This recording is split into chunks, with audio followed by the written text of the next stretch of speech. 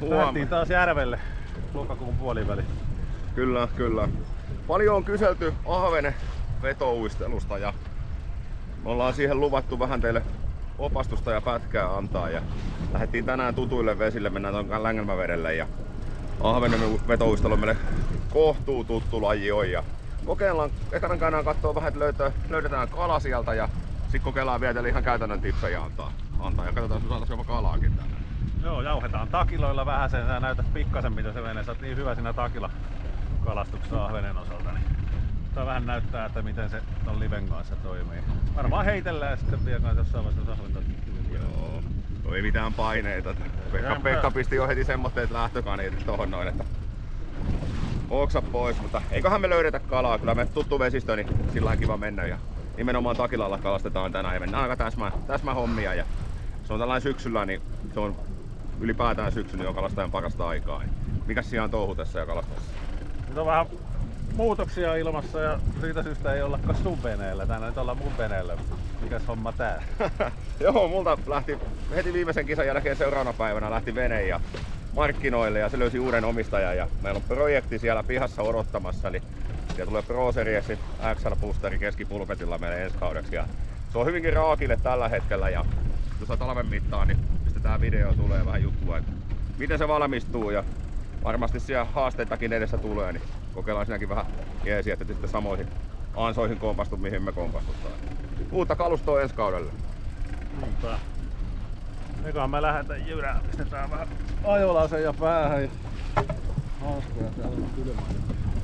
Joo, mutta kova ajo. Mä heitän liivit vielä tästä päälle. Laskettelureissu.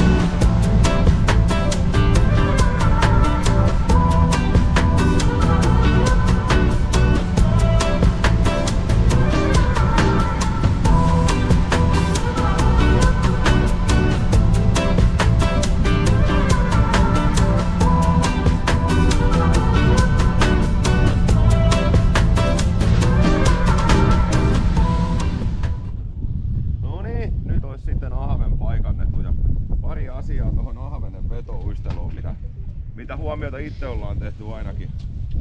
Totta kai ottikoneet pitää olla kunnossa. Meillä on hyvin paljon, käytetään tätä tunkkiongen porraslappua takana ja sitten veturina niin meillä on tälle kaudelle tullut salavaappujen 6 sentin vaaput ja täytyy sanoa, että on ollut erittäin positiivinen yllätys ja niin värimaailma löytyy monenmoista ja ennen kaikkea niin mikä on niin näissä hyvä, niin nää kestää vähän syvemmältäkin uistelu nää salavaaput.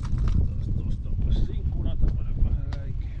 Yes, ja pari muuta juttua mitä pitää huomioida, niin se, että meillä on aina, ei ikinä ei niin, perukkeita, eli uintiin vaikuttavia tekijöitä ja on ja meillä jopa sivutapsit on erikseen ahvenelle omat, eli meillä on pelkät lukot päissä ja sit sen kautta käytännössä saadaan siihen vaappuun uintia ja sitä mitä ahven tykkää, niin se ei monestikaan ota perukkeelliseen kiinni. On toki poikkeuksia, mutta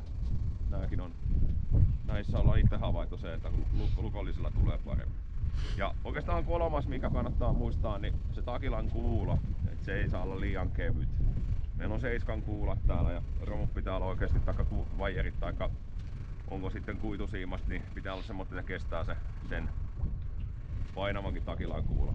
Ennen kaikkea se, että se ei sitten jätä tässä kuula ja sen pystyy ajamaan aika lailla sen kalan suuhun. Onko Pekalla lisättä? Ei mulla muuta lisättä, kun ruvetaan nyt vetään, että täällä vedät tossa nyt täsmänä sun puolen taakilalla. Mä laitan ton toisen vaan automaatilla tonne sivuun, ei tarvi sitä livellä tuossa katsella sen enempää, kun on yksi live käytössä. Jes, katsotaan, otetaan vähän vielä näytöstäkin tuossa kuvaa kohta ja katsotaan miten se alkaa poliisi. No niin, siitä on. Siinä on ahventa. Ahventa tulee, näette, niin se tulee kuulalle.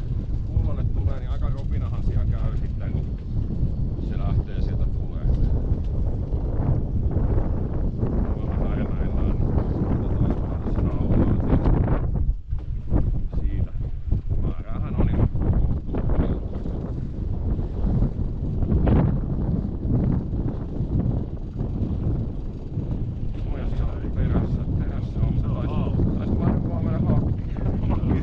ei ollut kohdekala, mutta kalat siellä oli.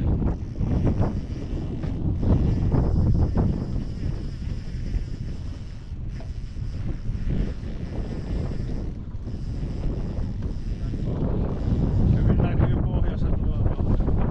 Siinä tuossa kyllä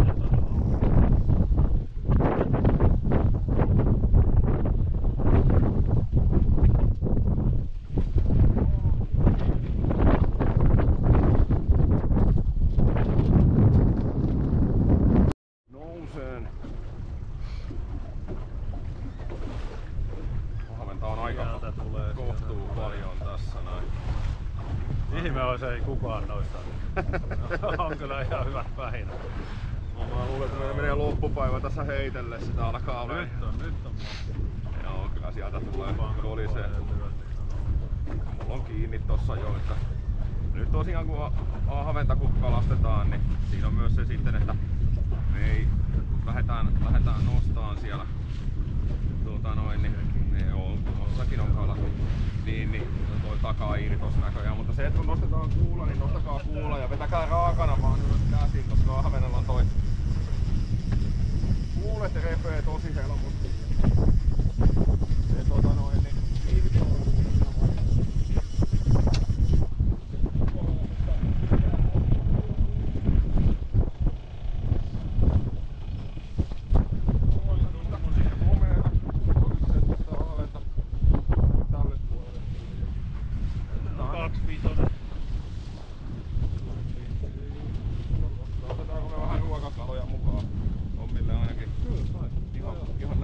nättiä ahventa tulee.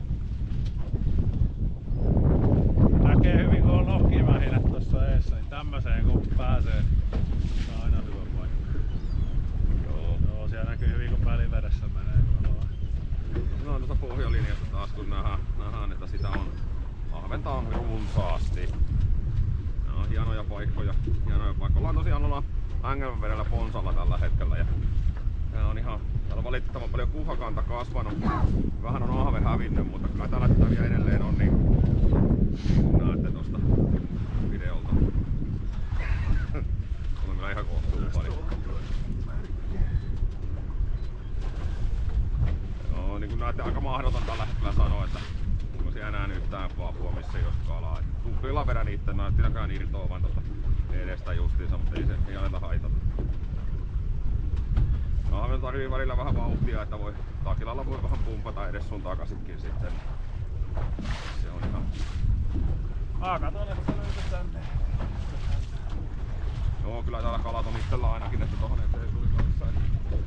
No tämmöstä tää ahvenen uistelu menee ihan täsmänä, pystyy hyödyntämään live-laitteita hienosti.